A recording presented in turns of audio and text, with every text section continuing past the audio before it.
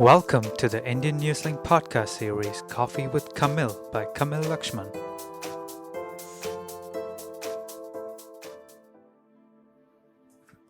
Welcome to this podcast, Coffee with Kamil series.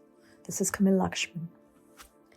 A seed germinates with its full potential intact. The flower blooms with this potential actualized. It beautifies and serves a purpose within the grand design of the universe. The universal laws operate within its rhythm. An effortless flow results with the purpose to retain balance. A self-correction results, causing mass destruction to create harmony and balance for its preservation. The welfare of the earth and universe trumps. Forms come into existence within the confines of the form. Their universe is dictated by the form. Such forms can be creatures, plants, or any wonders of creation, all subject to its laws, coming to habitat this earth at different levels of the realm, some known and some unknown to us. The most unknown is whether in existence is the formless, and if so, at which realm. Some believe, some have faith, and some know. But because of the limited senses for most, it is not subject to validation and scrutiny. It does not come within the confines of religion, philosophy, and dogma. It is what it is. It is it. Nothing appears to touch it or influence it. The form of a human being is no different. It comes from a seed, like the flower with its full potential intact. The potential of a human being and what this potential is still subject to discovery and inquiry. The concept of time is a human limitation brought about to make sense of existence. A timeline given, which in the scheme of things appear to be a drop in the scheme of timelines. A very poor attempt of knowing the unknown, a measure that provides certainty and ensures significance for the humankind, but is a closing of door to the reality and the actualization of the full potential of human existence and beyond. A mockery is created, but which is comforting in our make-believe world of what is to know, thus bringing about a sense of certainty and a purpose.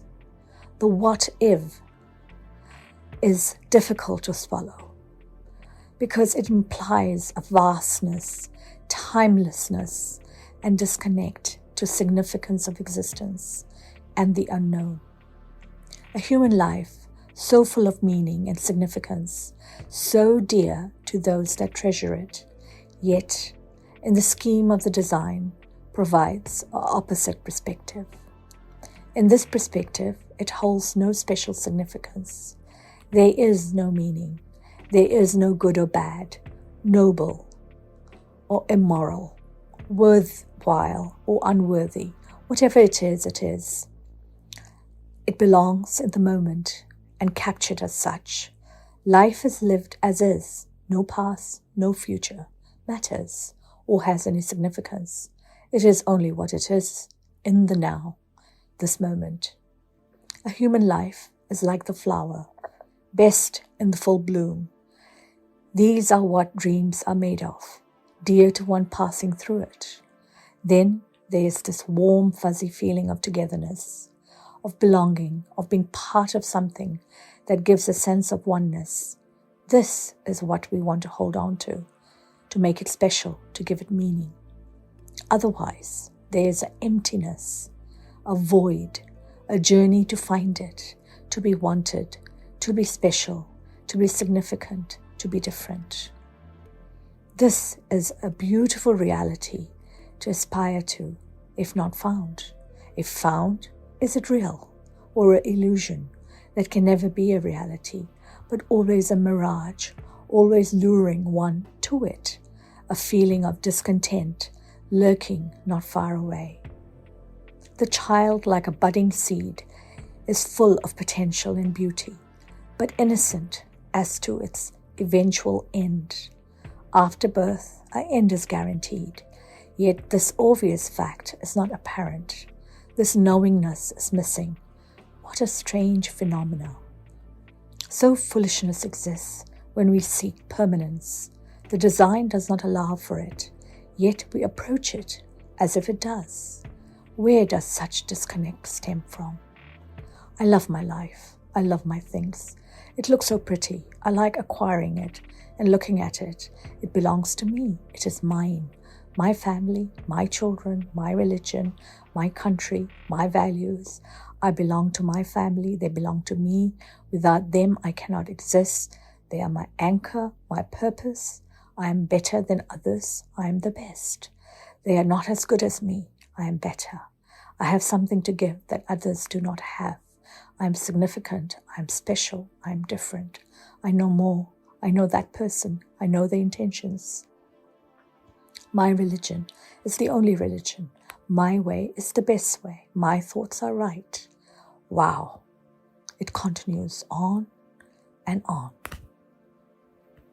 What a bubble. Such differentiation, such superiority, such separateness. But whatever it is, it makes no difference to nature. It does what it has to do. It is free. It does not know the language of bondage, of obligations, of self-gratification. We say we seek freedom. We think that money, fame, and status can buy it. Freedom cannot be bought by such. In fact, bondage results. The deeper we get away from freedom, the deeper the self gets covered. We move further away from the natural laws in operation. We start living a bubble, in a bubble that can be burst with a little pin. When that happens, shambles results, and we are clueless as to why, as we have become distant from it all. We are mostly asleep, unaware, and act lifeless, striving with earnest for an illusionary goal, a certainty, a stability, which is of an illusionary kind. As long as one is affected by this cancer, loss of freedom becomes a certainty. Senseless argument results, justifying a pointless position that does not matter, high moral ground, and I am right as the order of the day. I have wronged the other. I have pointed a finger. I have judged. Where is my freedom? I have held others to be accountable to my standards, to my way of thinking, to my rules. I am not free. I am not giving others freedom. I am clueless. I am drowning in the sea of righteousness. I am angry. I am hurt. If I can truly be free, I could not care less what one said, did, or feel. I accepted whatever it was. I respect their free will. Imagine this place, a place of serenity, of no reaction. Whatever I said, did, or feel will be from a space of emptiness. My response will truly be my response rather than my reaction. What a beautiful space to be in. One day, that day will arrive, where I can walk away from the circus of the world, from the hold this world has on me, and smile with peace and joy, because I have arrived to my birthright, my home, the known. Death is then not to be feared. It is the end to this form, but a beginning to another journey. The body is discarded. The life force is no longer present. That body, which was so highly valued by the incumbent, is no longer of value, because the incumbent has left it, discarded it, yet the living continue to honor it as the incumbent. Why do we do that when the reality is so stark? It is that we are wanting to hold on to what was known and was familiar to us. That is how we knew it. And even though we may appreciate that the incumbent is now departed, but despite that, we cannot get ourselves to accept that the shell which had a great previous value no longer is of value, does not require honoring or a goodbye. A disconnect exists. The reality is too difficult to accept. This form we possess. We are obsessed with. We beautify it, photograph it. It means something. It is a form of identification that we are in love with. What a joke. What will it take to wake up? When it is so blatantly obvious, why is the awakening not happening? What will it take to bring that awareness? The journey of life is a roller coaster with ups and downs guaranteed. Everyone on it experiences the ride, but few know that it is brief, will end, because while on the ride, it is all you know and feel. No other is in sight. Wise are those that realize this and experience the ride for what it is, brief with no meaning other than the journey. However, the purpose is not the journey, but lessons learned during the journey to realize its temporary nature and its limitation. So live fully, love fully, give fully, and joyfully.